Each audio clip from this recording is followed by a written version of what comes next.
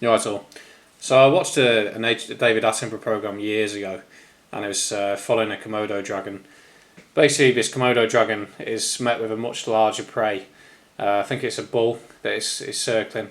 Now, the bull by this time has got familiar with the Komodo dragon being around, unaware that the dragon is actually observing it and calculating its next move and when to move in. The bull obviously isn't wired up to think like that, so it's completely unaware of what the dragon's thinking.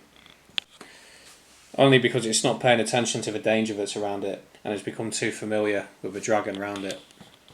And the bull itself is not necessarily the most intelligent animal, but it is big and it is fairly strong in comparison to the Komodo dragon.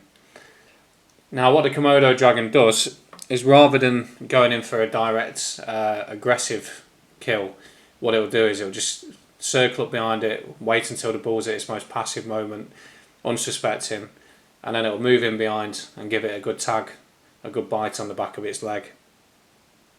Now, the bull is nothing more than startled at this point, and there's a bit of fear for a brief period of time, but then it just goes back to normal, unaware of what's just happened to it. The Komodo dragon is aware of what it's done, and it backs off, knowing that the venom it's injected will take some time to settle in. And it'll back off, and it'll just observe, watch, and wait for its moment.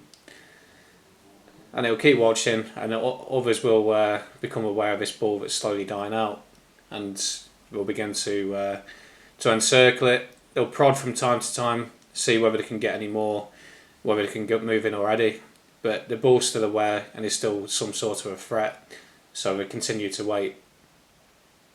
And when it's obviously finally passed away, then they move in.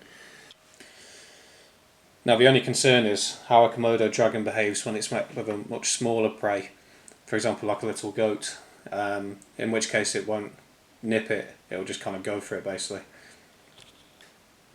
Hopefully you can see a similarity there between what's happened over the last couple of years and that nature programme.